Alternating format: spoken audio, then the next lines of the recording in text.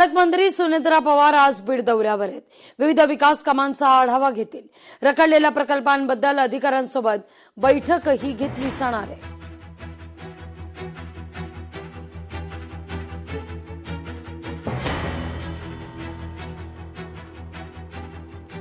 कर्जमाफीच्या याद्यांमध्ये मोठ्या प्रमाणावर तफावत आहे.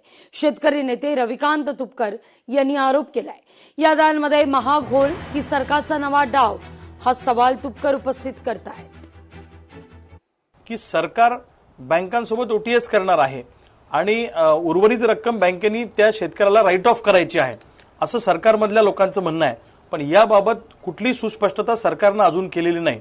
त्यामध्ये काही अधिकाऱ्यांचं म्हणणं असं आहे की 30/9/2021 रोजी अगर तत्पूर्वी एनपीए झालेली जी खाती आहेत याला 35% रक्कम सरकार देणार आणि उरलेली जी रक्कम आहे ही बँकेने राईट ऑफ करायची आहे.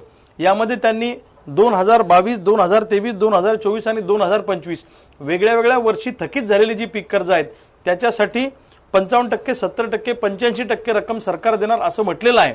परंतु या बाबतीतली कुठलीही सुस्पष्टता सरकारने केलेली नाही आणि बँका मात्र वरचे पैसे भरून घेण्यासाठी शेतकऱ्यांकडे तगादा लावत आहे. प्रचंड मोठा गोंधळ निर्माण झालेला आहे. त्यामुळे सरकारनं या बाबतीमध्ये स्पष्टीकरण दिलं पाहिजे. राज्यातील परीक्षांबद्दल सरकार कठोर भूमिका घेणार, प्रकाश सोळंके म्हणतात. टास्क फोर्स नेमून सरकार कठोर भूमिका घेणार असं आमदार प्रकाश सोळंके यांचं वक्तव्य आहे. या परीक्षा पद्धतीमध्ये सुधारणा करण्याचं जे काही विधेयक सरकारने आणलेले तातडीनं आणि त्याच्याबरोबरच टास्क फोर्स नेमून जे लॉंग टर्म ज्याला उपाययोजना म्हणतात, दीर्घकालीन उपाययोजना, ते करण्याचं सुद्धा सरकार निश्चित या ठिकाणी बांधील आहे. रविवारी पुणे रेल्वेचा 9 तासांचा मेगा ब्लॉक आहे. पुणे मुंबई दरम्यानच्या अनेक गाड्या रद्द आहेत. पुणे रेल्वे यार्डातील कामाकरता हा ब्लॉक घेण्याचा निर्णय घेण्यात आलाय. त्यामुळे डेक्कन एक्सप्रेस, पुणे दौंड डेमो गाड्या या रद्द आहेत. पुणे तळेगाव 4 लोकल सेवा देखील रद्द आहेत.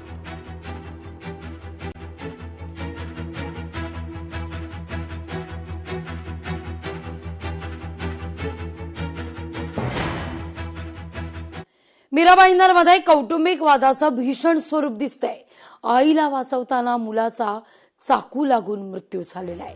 घटनेमुळे परिसरात हळहळ व्यक्त होतीये.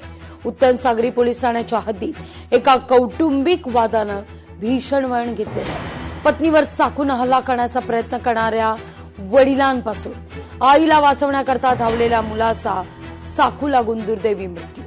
या घटनेमुळे परिसरात खळबळ उडालेली आहे. बिंदेश कुमार काशीप्रसाद सोनी यांचं घरगुती भांडण झालं आणि त्या भांडणाच्या दरम्यान या आरोपी जो आहे बिंदेश कुमार काशीप्रसाद सोनी याने तिच्या अंगावर हल्ला केला चाकूने आणि त्यांचा मुलगा जो आहे अभय, त्याचं वय वर्ष आहे 24, हा मध्ये त्यांना त्याच्या आईला वाचवायला गेला. तर त्यावेळेस आरोपी त्याने रागाच्या भरात तो चाकू त्याला मारला आणि त्याला तो जखम झाली आणि त्याच्या अतिस्रावामुळे किंवा त्याच्या अंतर्गत रक्तस्रावामुळे त्याचा मृत्यू झालेला आहे.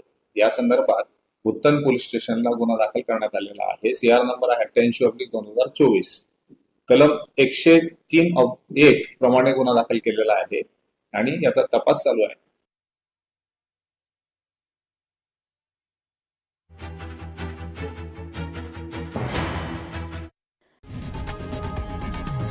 लोकशाही मराठी ऐका, पहा, जागरूक रहा.